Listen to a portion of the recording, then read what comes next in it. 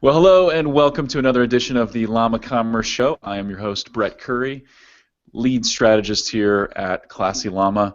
And so excited about the show today. We have got a recurring guest, the most popular guest on this show, one of my favorite guests of all time, and his partner in crime joining us today. So we have the world-famous Ezra Firestone on the podcast today. Yes, how's it going, Ezra? Dude, I'm doing great, and I will just tell the listeners that Brett claims to be a fan of me on this show, claims we're buddies, comes to my city, doesn't call me, doesn't write, doesn't reach out. I look on his Facebook. He's got these adorable kids. They got these chubby cheeks. I see, oh, there's Brett's little chubby cheek daughter at the Empire State Building, at the Statue of Liberty. Wait a minute, in New York. Didn't call me. I'm heartbroken. Now I want to set the record straight, and I appreciate the compliments on the kids. I appreciate that. But Mike, your business partner, Mike Pereira, good friend of mine as well, rock star in the marketing community, e-commerce community. Welcome to the show, also, Mike. Hey man, I'm glad to be here. And yeah, you can set the record straight for me, I think, on this issue. I did see an email out there actually saying that I'm going to be in New York, would like to get together, so I'm going to have to back up. Who checks email anymore? Who emails this? I should have. Okay, so there we go. Text messages and everything. There you go. I should have texted you. Should have Skyped you something. Should have been a Snapchat, dude. Snapchat, yeah, exactly. Speaking of which, your business partner Snapchats me all the time. I believe that. Yeah, he's like into it. He sends little blurbs of what's happening in his life. He's like the only person who I talk to on Snapchat. He's a Snapchatter. He really is. So, yeah, man, so excited to have you guys on the show today. It's going to be a ton of fun. We're talking about something that you guys are world-class at, and I don't say that lightly. You guys know this better than anybody that I know, and you know it better than most people on the planet, and that's how to succeed on Amazon. You guys are doing some crazy, awesome stuff. And so, as always, our goal on the Llama Commerce Show is to demystify e-commerce into actionable bites. Amazon is growing. Obviously, everybody knows about Amazon. I think most people are probably sold on the idea of at least exploring Amazon and how you could potentially use it. But I want to talk from your perspective, and we'll try to hopefully dive in fairly deep here over the next 20-some minutes on how someone should look at Amazon, how they could succeed with Amazon. And we'll kind of hit it from two different angles. I know you guys help a lot of people who are, they want to get started, they want to be an entrepreneur, they've got nothing right now, so they go out and find products and sell on Amazon. We work with established e-commerce companies, those that have their own site, their own brand, they're rocking along, but they should be on Amazon too in a lot of cases. So let's just start with why Amazon. So I'll let you guys kind of both take a stab at this. So let's start first with an established e-commerce company, so someone that has a site, has a brand. Why should they consider Amazon? I'll jump in here for this one. It's so interesting. I was having a conversation with a Fortune 100 retailer. They do $4.5 billion a year in their market. They've got 12% market share in their market in North America, and they are not on Amazon. And I was saying, look, guys, we've got 100 million shoppers per month on Amazon. 1/3 of America recurs each month as a customer of Amazon, and if you're not putting your product on there, then it's just a sales channel. The sales channel is too large for any retailer to ignore at this point. We could talk about the ups and downs of the Amazon channel, and believe me, there are serious pros and serious cons that we will get into of retailing on this channel. But the sheer amount of customers who have their credit cards on file, ready to shop and make a purchasing decision that are there, it's just too much to ignore. Is what I think about it. I don't know. Did we lose Mike here? Potentially. I don't see Mike. Maybe he's I'm out of here. He's like, the mic drop. That was it. Ezra just covered it all. Yeah. But there's never been another platform like Amazon. I mean, there's nothing like this has ever existed in the past. It is a monster. Frankly, conversion rates are off the charts, right? In our lifetime, we may never see a retail channel take the world by storm the way that Amazon has. The only thing I believe that has a chance is the I don't think conglomerated is the right word here, but the combined integrated social commerce channel, which is now how you can very shortly. I mean, Shopify already has connections with Twitter, Facebook, and Pinterest, where you can buy in-app on the social network. It's not the product isn't rolled out yet. It'll be a couple years before this is really rolled out and it's sort of seamless. But that shopping channel of in-app social purchases without leaving the social application, being able to make a purchase one click, has the potential to be as large of a channel as Amazon, but it may not be. I mean, I don't know that we'll see another one. And so, Mike, what we were just talking about is, I don't know when you dropped, why Amazon? And so, if you've got, if you want to jump in on that.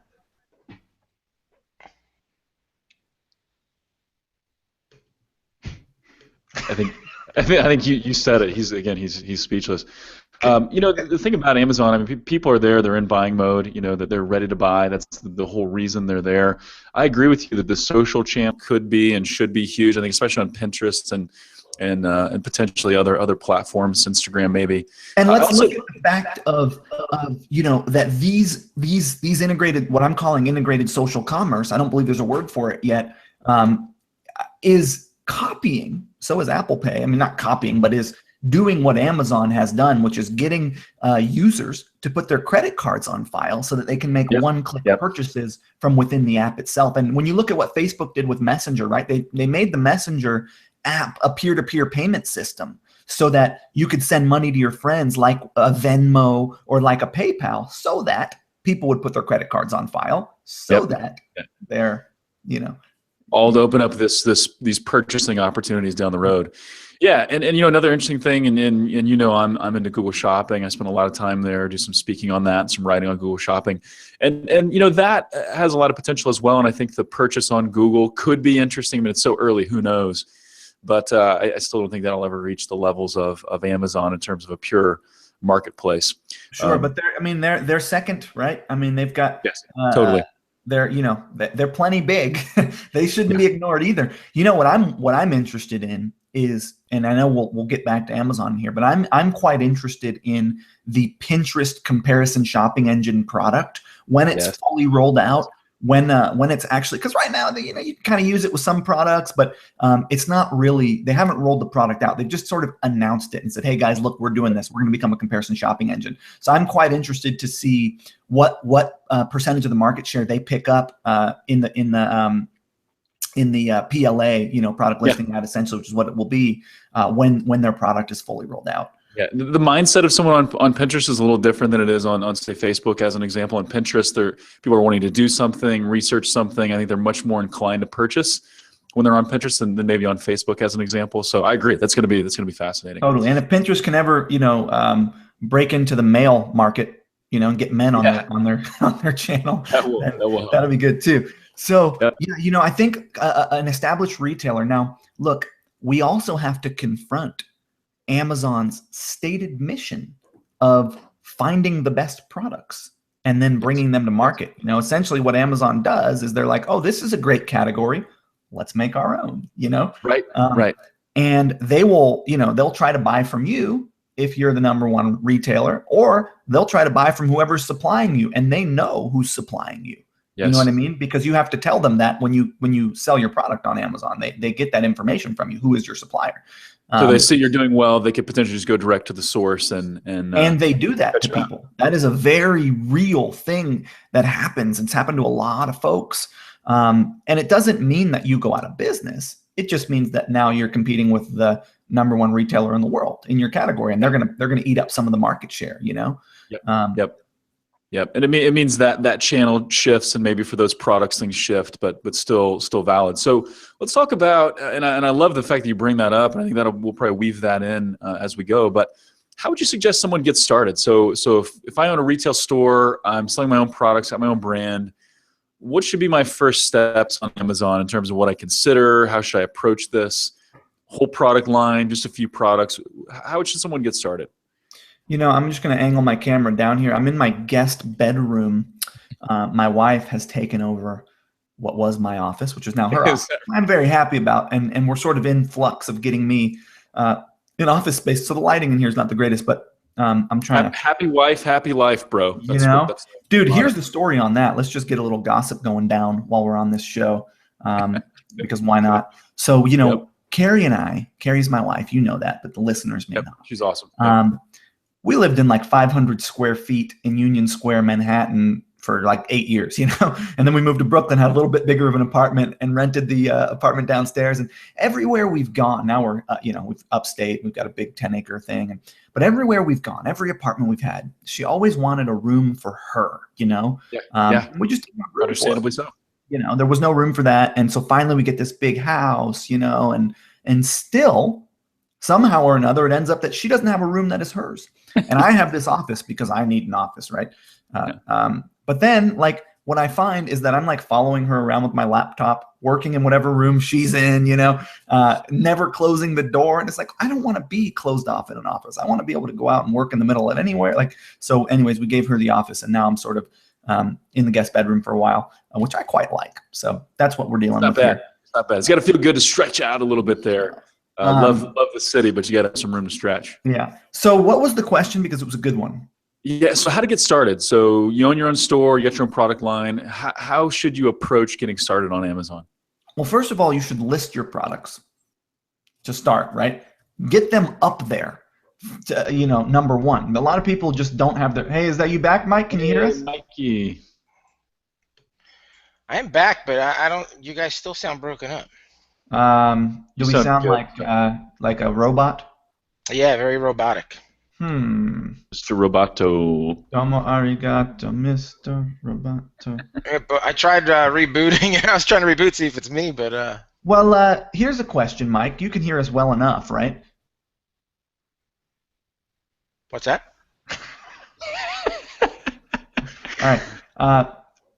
If you can't hear us, Mike, then we're just going to keep rolling. So yeah, I think you're going to have to just roll on without me, then I can't hear you. All right, man. Well, it's been good. It's been good to see you. And, those on the video will see Mike. You can see the sincerity and that smile that he's got, and that voice, that great Philly accent that I love so much. And you know, maybe you can get in here, but so the key to Amazon, right? Basically the way that people are making it on Amazon right now, it's Google 2.0. Everyone is hustling the algorithm. It's all search engine result manipulation, Amazon result manipulation. Where you rank for organic search terms is kind of the way that 95% of people are making their living on Amazon. You know what I mean? And there's a whole bunch of factors that go into ranking on Amazon. I won't sort of get into that, but what I will tell you is that what you definitely want to be doing is running Amazon sponsored ads. Okay? Number one, get your listings up there, have super high quality pictures, have well written bullets and product descriptions, story-based copy, not just features and benefits, traditional e-commerce stuff, right? List it as if it was a listing on your store. Get yourself some reviews from friends and family. You can't start running Amazon sponsored ads without 10 or 15 or 20 reviews on a product. The more reviews you have, the better. Reviews are a big factor. Just a quick clarification there. So Amazon won't let you run ads, or the ads just won't be effective until you get reviews? They won't convert. I gotcha. Okay. So 10 to 15 reviews is what you're going for before you turn on the ads. Yeah, we like to have 50 or 100, you know.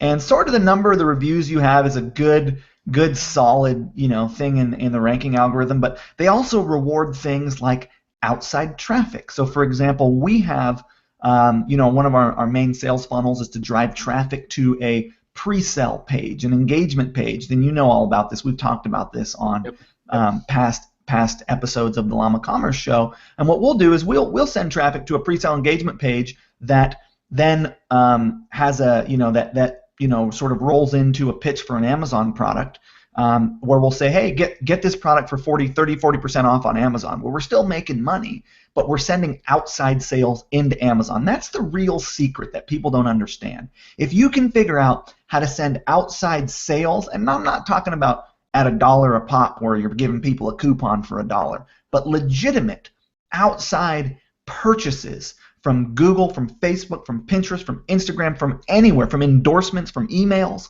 into your Amazon account, that is the best juice you can give that Amazon listing. Because look, at the end of the day, where you rank for the keywords that you want to sell for inside of Amazon is a huge factor in how well you're going to do on Amazon. We do, I don't know, 100 grand, something like that a month on this one brand, and it's largely driven by organic rankings because we do a lot to market our listings. So again, it comes down to marketing. Yeah. And doing a lot of little things right. And so I love the fact that there's kind of an SEO play here. Good, good titles, good descriptions. It's 100% Google 2.0, dude, and it's really, I predict the same thing we saw with Google, where they come in and they start smacking people. Amazon's going to start smacking people. It's already started, and here's why. Most people who are selling on Amazon right now have the same cat scratcher as the 20 other bums who are selling a cat scratcher from the same manufacturer in China. There is no uniqueness to the product. There's no value add. We're not in 2000 anymore. You can't slap up a crappy product that everyone else has and expect to make money on that. It's not the name of the game. And that's what's being taught is, hey, go find yourself a product that everyone else has, put your own label on it, throw it on Amazon. Fine. You might make some sales. But if you want to build a brand, if you want to have customers who come back and buy from you again, you got to have some level of uniqueness to your product or your host. Yeah, I love that. And so this is a question that I have that I was going to ask later, but I think it fits right now. And that's, how do you use Amazon to build a business, right? So we work with merchants who are in it for the long haul. They're building a brand, they're building a business, they're trying to take over in their marketplace, so to speak. How do you use Amazon to build a brand rather than just to make some sales? Because I think a lot of people that are on Amazon, they're just making sales, they're just bringing in a little bit of money, they're not building a business.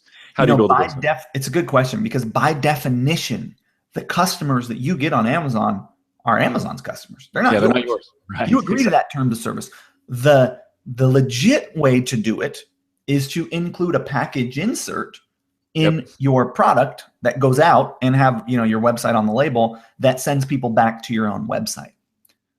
The second legit way to do it is to, before you send people to Amazon, capture them as a lead, like I'm talking about on the pre-sale page. Have a 20% off where you opt them in before they go to Amazon. So you're sending outside traffic.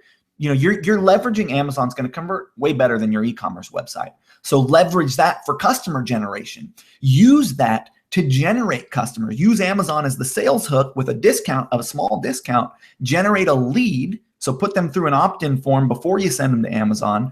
Have Amazon be the first place they buy from you, and then market to those leads on your e-commerce store. That's how we do it. We send most of our front-end leads through to an Amazon listing because it converts a lot better. And then we've got a group of customers. So at the end of the day, the person with the group engaged in a conversation is going to do better. And if you're just making sales on Amazon, it's just cash flow. You got no brand, no asset. You don't own the customers. You can't market to the customers. You'll get 5% of them off of your package insert. But is that about right? So about 5% will respond and take action. If you're doing real well, you'll get 10. And some people go ahead and postcard mail their Amazon customers, because you get the Amazon customer's address, technically against the rules. Is it? Okay. Some people go ahead and call their Amazon customers because you get their phone number. Technically against the rules as well? Or? The merchant calling you? No. Think about that. Think about when the last time you bought something on Amazon. Service call. Right. And they frame it. They're like, hey, we want to make sure, you're doing well with your purchase. Can we get a review out of you? Or can you buy this other thing from us? Or here's a discount. I am, as a purchaser of things on Amazon, I just bought a new pair of Bose headphones, a Nikon 70D for my third camera angle. I buy stuff on Amazon all the time. I don't want some retailer calling me up saying, hey, you bought some stuff from me on Amazon. It's the last thing I want. Right. So you got to figure, you got to treat your customers the way you want to be treated. Yeah, totally. And I remember I bought a case for my iPhone 6 when I bought it, and it had a great insert in the packet. I bought it from Amazon. Had a great insert that's saying, hey, will you please review it? And I don't remember all the copy, but I remember it was warm and fun and inviting.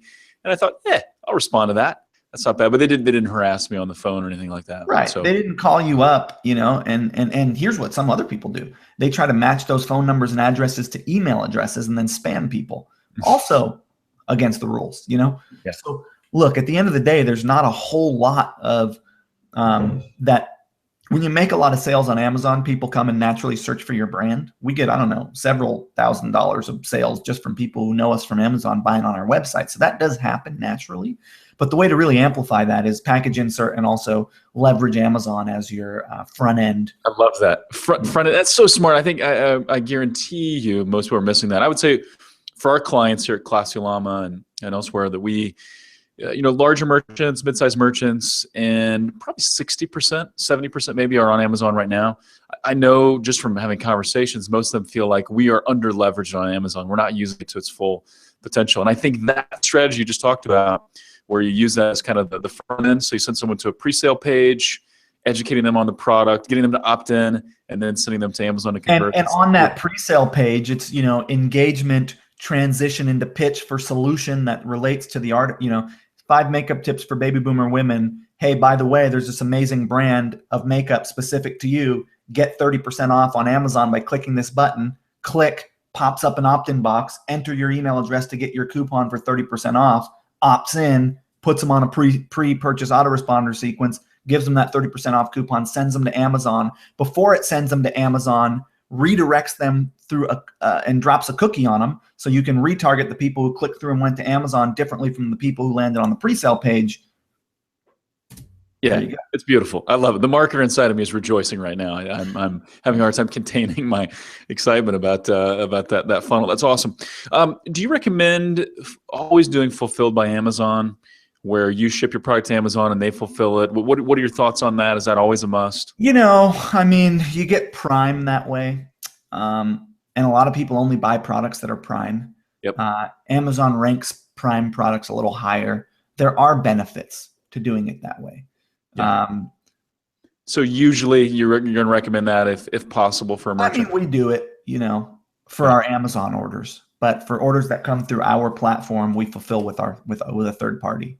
Gotcha. What are some of the mistakes you see? So I know we've kind of hit on a few of those as we've gone here, but merchants who get onto Amazon, what are they? Review clubs. So you remember blog networks? Yeah. Review farms and such are the blog networks of Amazon, right? It's a bunch of people who are reviewing everyone's products, leaving this crazy footprint, leaving crappy reviews. And Amazon's going to come through and clean all this up at some point. It's going to be all the review clubs are going to get shut down. I predict this will happen at some point. It's already sort of started. Some of these guys have gotten shut down. So don't use review clubs. Go out and get your own reviews for your products. It's not that difficult. And you can sniff those out, right? Yeah, consumers can sniff that out. You read a phony review, you're going to be like, this is someone's mom or someone's friend. Amazon's whole system is built on their social proof element of reviews. And you have all these merchants gaming that. And Amazon is going to get wise to this, and people are going to stop trusting the reviews because they know they're being gamed by all these people who have crappy products that are ranking #1. And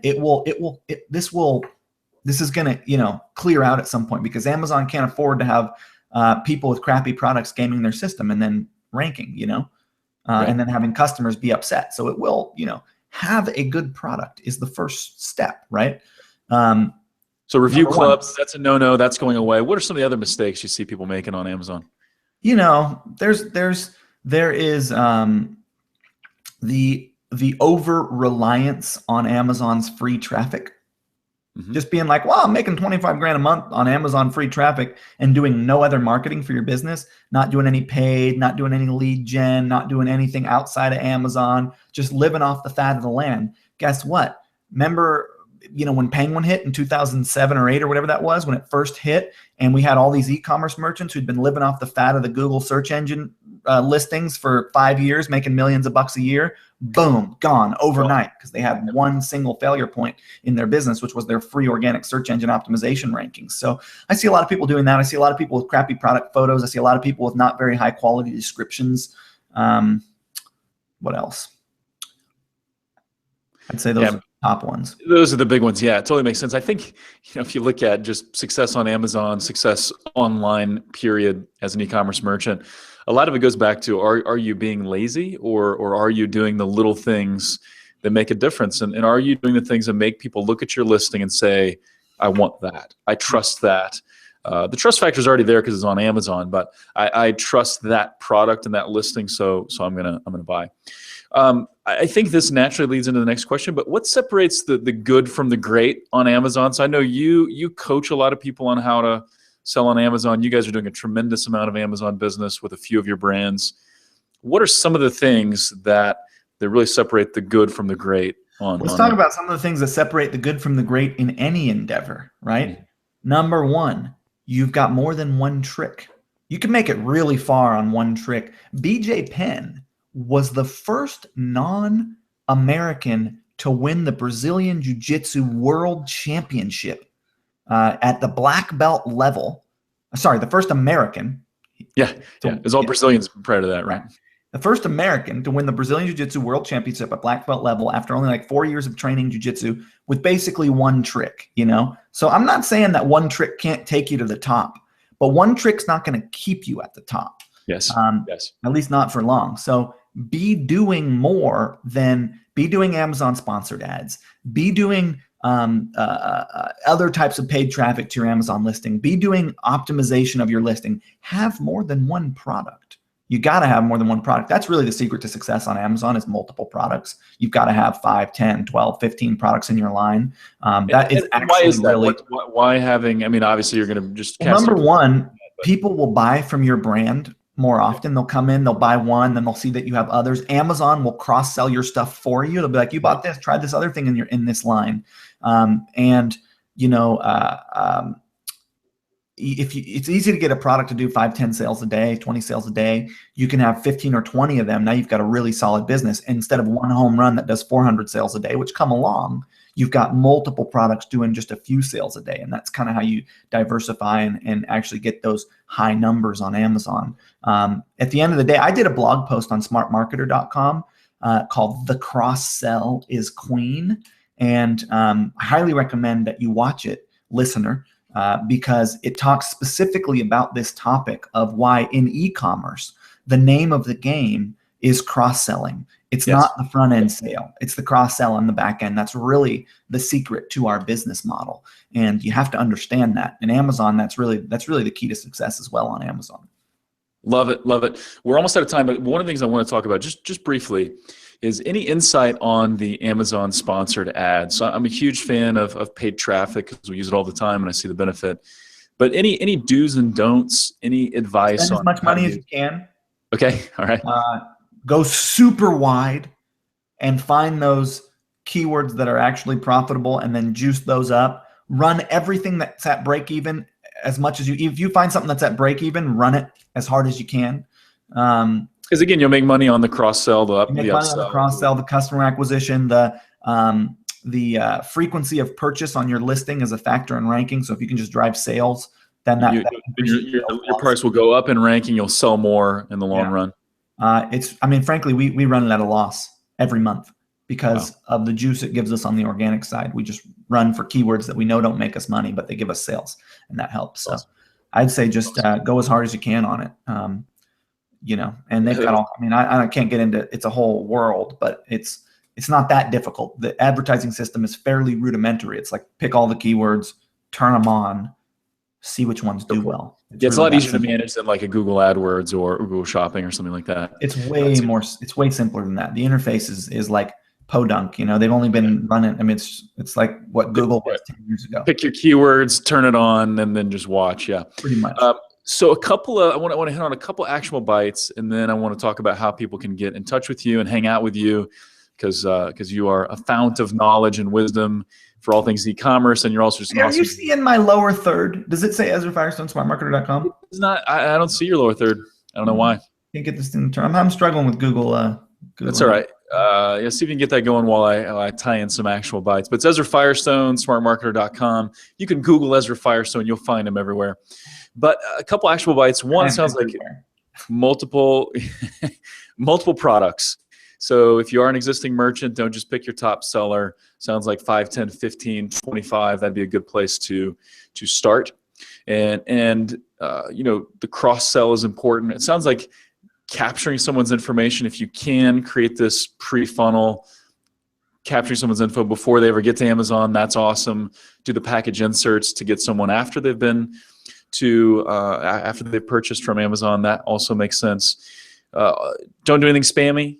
Focus your time on good pictures, good product descriptions and titles, and also try to get some volume and some velocity by turning on some ads and getting people to purchase quickly.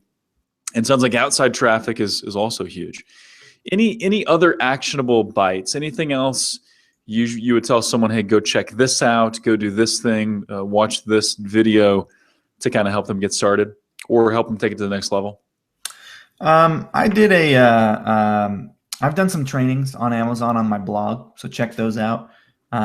It's actually not particularly complicated. There's a lot of courses out there. The Amazing Selling Machine is a very popular and fantastic training program for new Amazon merchants. If you're going to get started in Amazon, I'd say that's the best course on the market for getting started on Amazon. And I think, we've kind of covered them. If there's specific questions, if you have specific questions, listener rather, not user, about Amazon, you want to post them to the Llama Commerce Show, then we can come back and answer them. If you want to post them to my blog. But I think we pretty much kind of covered the. Yeah, awesome. We'll check Ezra out at smartmarketer.com. I'll put some links in the show notes, or Jesse will, that will link to some of your blogs and trainings on Amazon specifically. Come check me out. I got good stuff, man. We got good stuff going on over here. You are a content marketer at heart. I love your tagline: "Serve the world unselfishly and profit." I'm a machine. And you do, my friend. You what's that? I'm a machine. Machine. You're a machine. I'm like the little engine that could, man. I just keep moving along. Yeah, it's good stuff. Hey, are you going to be at Traffic and Conversion? Are you speaking there this year? I will be there. My speaking position is I'm not sure. I'm in talks with Digital Marketer. We're talking about some stuff, so we're figuring all that out. But I love those guys, and I love that conference. And I'm an alumni. I spoke 2013, 14, 15, maybe even 2012. I first met you. I met you in San Francisco when you spoke at that. Was that 2012? Yeah, I think so. I'm a multi-year alumni of that event, so I'd like to continue the streak. But we're figuring all that out. But I will be there, so that'll be fun to hang out there. And thanks for having me on the show. I love coming on the show. No, what about your Twitter handle? Other places people can. You can find me at Ezra Firestone on Twitter, on Instagram, LinkedIn, Facebook.com/meet Ezra. Smartmarketer.com is where you can get me if you do a lot of stuff there. That's sort of related to this. So I look forward to, if you got a podcast with a lot of listeners, I'll come talk to them. I like doing this stuff. So awesome. All right, man. Well, hey, it was awesome having you. I am really thoroughly bummed that Mike could not join us, but it was good just having his face pop on the show a couple times, and you can give him a hard time. I'm gonna give him a hard time. Yeah, do that. He's running an online marketing company. He can't get a good solid connection. But anyway, Ezra, that was fantastic as always. Thank you, brother. We'll have you back. Yeah. And so please reach out to Ezra. Do I get the thing? Where's my guy? What, don't I get some kind of something, right? Yeah. You know what? So this is, actually, and for listeners that are huge Kurt Theobald fans, which I don't know if he has any, but just kidding, Kurt. We had lunch yesterday. He said, you know what? I'm getting the itch. I may come back on the Llama Commerce Show from time to time. He's going to be a guest every now and then. So this is kind of the new look Llama Commerce Show. We usually do one-armed table tennis trophy. I'm bringing it back for you, Ezra, because you're a regular. So without question, you get this, and unfortunately, Mike gets no share in it. This is 100% yours. I mean, that guy, come on, showing up, sort of just pretending he's going to do the show with us. He's like, I don't know if it's on my end or your end. It's kind of sad, too, because he's actually really, really, really smart. But Mike is a sharp guy. Yeah, so awesome. All right, Ezra, thanks again, man. And for all of you, please let us know what you think, what you'd like to hear more of, less of. And as always, stay classy. Stay classy.